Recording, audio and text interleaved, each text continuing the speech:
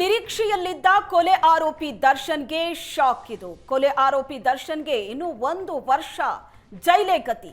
ದರ್ಶನ್ ಜಾಮೀನು ಅರ್ಜಿಯನ್ನ supreme court ತಿರಸ್ಕರಿಸಿದೆ. ಜಾಮೀನು ಸಿಗತ್ತೆ ಅನ್ನೋ ನಿರೀಕ್ಷೆಯಲ್ಲಿದ್ದ ದರ್ಶನ್ಗೆ ಇವತ್ತು ನಿರಾಸೆಯಾಗಿರೋದು. ಕೊಲೆ ಪ್ರಕರಣದ ವಿಚಾರಣೆ 1 ವರ್ಷದ ಒಳಗಡೆ ಮುಗಿಸಬೇಕು ಅಂತ ಸುಪ್ರೀಂ ಕೋರ್ಟ್ ಸೂಚನೆ ಕೊಟ್ಟಿದೆ. ವರ್ಷದಲ್ಲಿ ವಿಚಾರಣೆ ಮುಗಿಯದಿದ್ರೆ ಜಾಮೀನು ಅರ್ಜಿಯನ್ನ ಪರಿಗಣಿಸಲಾಗುತ್ತೆ.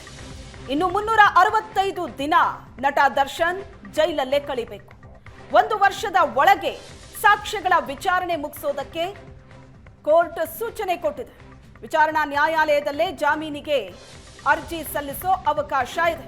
ಇತರೆ ಕೈದಿಗಳಿಗೆ ನೀಡಿರೋ ಸವಲತ್ತುಗಳನ್ನೇ ದರ್ಶನ್ಗೂ ಕೂಡ ನೀಡಬೇಕು ಅಂತ ಕೋರ್ಟ್ ಸೂಚನೆ ಕೊಟ್ಟಿದೆ.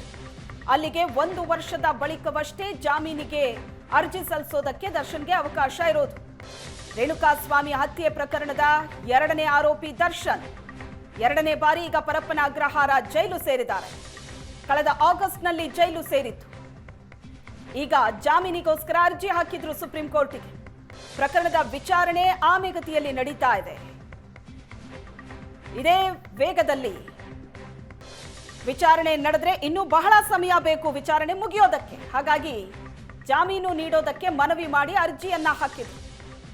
ಆದರೆ ಇನ್ನೂ 1 ವರ್ಷದ ಕಾಲ ಜೈಲೇ ಗತಿಯಾಗಿದೆ ದರ್ಶನ್ಗೆ. ಪ್ರಕರಣದ 272 ಸಾಕ್ಷಿಗಳ ಪೈಕಿ 10 ಸಾಕ್ಷಿಗಳನ್ನ ಈ 7 ತಿಂಗಳಲ್ಲಿ ವಿಚಾರಣೆ ನಡೆಸಿರೋದು. ಇನ್ನುಳಿದ ಸಾಕ್ಷಿಗಳ ವಿಚಾರಣೆ ನಡೀಬೇಕಾಗಿದೆ. ಅವರು ಲಾಸ್ಟ್ ಇಯರ್ ಮೇ ಆಗಸ್ಟಿಂದ ಅವ್ರಿಗೆ ಕ್ಯಾನ್ಸಲೇಷನ್ ಆಗಿದ ನಂತರ ಜೈಲಲ್ಲಿರುವಾಗ he is an under trial ಪ್ರಿಸ್ನರ್ಗೆ ಆಚೆ ಬರೋಕ್ಕೆ ಅಫ್ಕೋರ್ಸ್ ಬೇಲ್ ಅಪ್ಲಿಕೇಶನ್ ಫೈಲ್ ಮಾಡಬೇಕಾಗತ್ತೆ. ಬಟ್ ಸುಪ್ರೀಂ ಕೋರ್ಟ್ ಒಂದು ಸತಿ ಕ್ಯಾನ್ಸಲೇಷನ್ ಮಾಡಿದ ಮೇಲೆ ಅವ್ರಿಗೆ ಆ ಅವಕಾಶ ಕೆಳಗಿಂದ ಸಿಗೋದು ಕಷ್ಟ ಅಂತ ಹೇಳಿಬಿಟ್ಟು ಅವ್ರು ಇಲ್ಲಿ ರಿಟ್ ಪಿಟಿಷನ್ ಫೈಲ್ ಮಾಡ್ಕೊಂಡಿದ್ರು. ಇಲ್ಲಿ ರಿಟ್ ಪಿಟಿಷನಲ್ಲಿ ಅವ್ರು ಕೇಳಿದ್ದೇನೆಂದರೆ, ಜೈಲ್ ಒಳಗೆ ನನಗೆ ಏನು ಅಮ್ಯುನಿಟೀಸ್ ಬೇರೆಯವ್ರಿಗೆ ಸಿಗ್ತಾ ಇದೆ, ಫ್ಯಾಮಿಲಿಯವ್ರ ಹತ್ರ ಮಾತಾಡೋಕ್ಕೆ ಬೇರೆಯವ್ರಿಗೆ ಅವಕಾಶ ಸಿಗ್ತಾ ಇದೆ, ನನಗೆ ಅವೆಲ್ಲ ಕರೆಕ್ಟಾಗಿ ಸಿಗ್ತಾ ಇಲ್ಲ.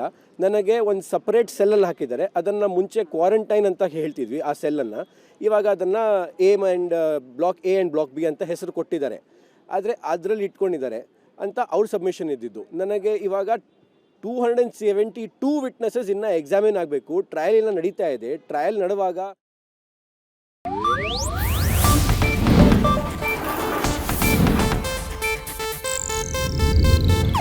ಇದು ಏಷ್ಯಾನೆಟ್ ನ್ಯೂಸ್ ನೆಟ್ವರ್ಕ್ ಪ್ರಸ್ತುತಿ.